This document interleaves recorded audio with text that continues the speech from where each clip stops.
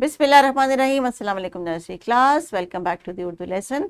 आज हम क्या करेंगे, आज हम एक नए हरूफ तहजी का तारुफ करेंगे, कुछ वोकैबुलरी डिस्कस करेंगे और उसकी लिखाई करना भी सीखेंगे, क्योंकि हमने अब अगले हरूफ तहजी जो सीखने उसमें नए नए अल्फाज की रीडिंग भी तो करनी है ना।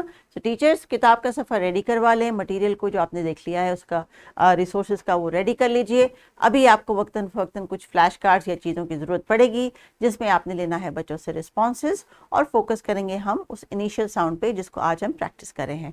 तो बच्चों ने यकीनन तस्वीरें जो देख ली हैं, हो सकता है बच्चों को इन तस्वीर के नाम ऑलरेडी आते हों, इसलिए हमने बोलने, पढ़ने और लिखने ये तीनों स्किल्स को एड्रेस करना है। सुने होंगे इन्होंने, ये अल्फाज देखे भी होंगे और आज ये खुद हमसे शेयर करेंगे कि इन तस्वीर का नाम क्या है।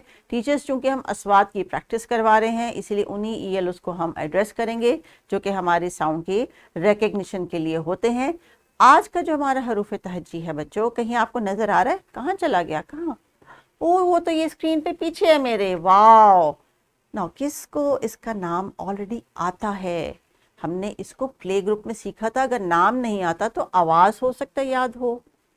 ये है जनाब हरूफ तहज्जी गाफ। गाफ देखने में तो ये काफ जैसा है, लेकिन ये इसकी आवाज फर्क है। गाफ क्यों? क्योंकि इसके ऊपर मैजिक डॉट नहीं है, आज एक मैजिक लाइन है। Can you see this? इस लाइन की वजह से काफ जो है वो गाफ की आवाज में भी तब्दील हो गया और इसका नाम भी बदल गया। ये गाफ है।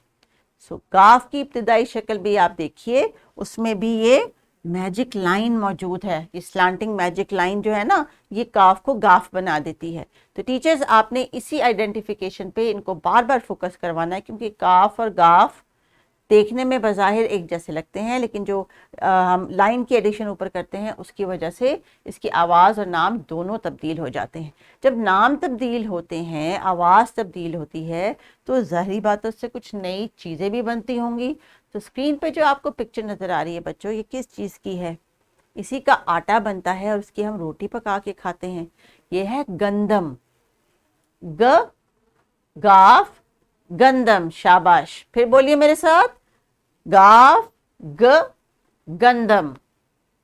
अब बताइए ये क्या है? इसमें हरे हरे पौधे लगे हैं, घरों में ये मुख्तलिफ रंगों में, शक्लों में और साइज में आपको मिलते हैं। ये क्या है? गमला। जी हाँ, या गमले। ज्यादा है ना तो गमले और एक होगा तो गमला। शुरू की आवाज गाफ ग गमला। आपके घर में है?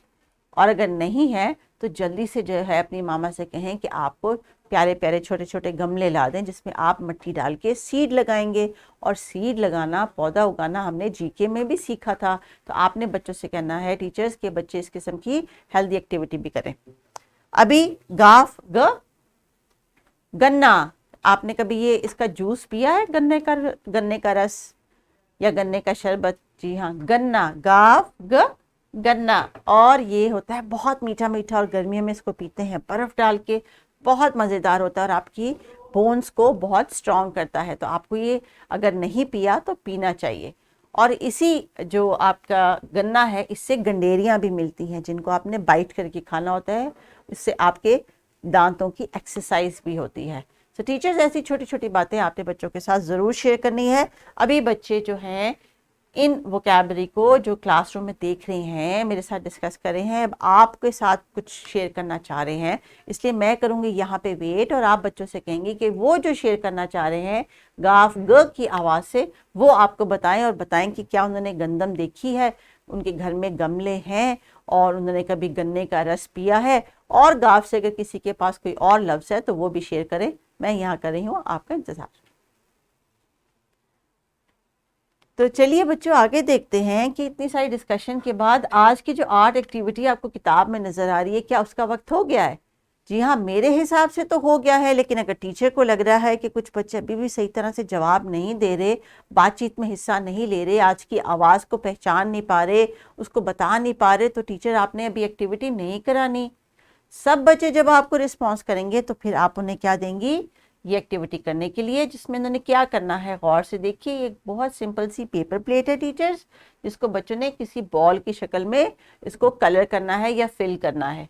तो बच्चों को आप कोई बॉल की पिक्चर्स दिखा सकती हैं, जिसमें से कोई वो अपनी मदद से ले सकते हैं। ये फुटबॉल की पिक्चर है, और जो क्लासरूम में बॉयज़ हैं स्पेशली, उनको फुटबॉल बहुत पसंद होगा खेलना। तो टीचर्स, ये एक्टिविटी आपने करवानी है बच्चों से राइटिंग के टास्क के बाद, जब बच्चे आपको इंश्योर कर दें कि उन्होंने आज की आवाज़ को खूब अच्छे तरीके से पहचान लिया है, जो हरूफ तहज्जी लिखे हुए हैं आपके पास उनमें से भी उसको आइडेंटिफाई कर लिया है, और यकीनन अब आपका जो हरूफ तहज्जी का बोर्ड है जिस पे आप तमाम हरूफ तहज्जी लगा रही हैं, आज उसमें हरूफ तहज्जी गाफ का इजाफा कर दीजिए।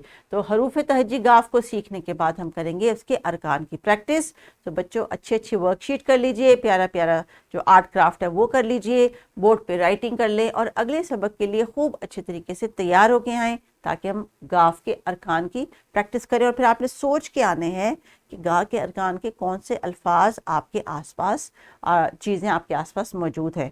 सो teachers, please continue with the activities. बच्चों को आज के हरूफ तहज्जी की अच्छी सी पहचान करवा दें। टेक केयर, अल्लाह हाफिज़।